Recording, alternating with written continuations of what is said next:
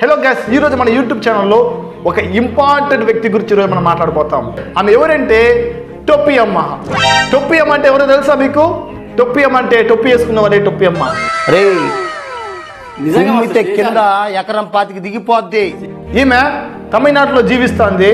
ఈమె ఆకాశం నుండి దిగి వచ్చిన దేవుడు అంటున్నారు. మరికొంతమంది అయితే ఈమె దేవదూత అంటున్నారు. మరికొంతమంది అయితే ఈమె సిద్ధరాళ్ళ అంటున్నారు. గైస్, ఆమె నడిచి వస్తే మాస్, ఆమె కూర్చుంటే మాస్, ఆమె నిలుచుకుంటే మాస్, మొత్తానికి ఆమె ఒక మాస్ అని జనాలు అంటున్నారు. ఆమె నడిచి వస్తే చాలండి, జనాలంతా పరిగెత్తుకుంటూ వెళ్ళి ఆమె పాదాభి నమస్కారం చేస్తున్నారు ఆమెకి. అంత మాత్రం కాదు గైస్, ఆమె చూడడానికి తెలుగు వాళ్ళు, తమిళ్ వాళ్ళు, హిందీ వాళ్ళు, ఇంగ్లీష్ వాళ్ళు చాలా మంది వస్తున్నారంట. ఆమె తిని పెడితే అమృతం అంట, ప్రసాదం అంట, ఆరోగ్యం అంట, ఆనందం అంట, ఇంకా ఎన్నెన్నో చెప్తున్నారు గైస్.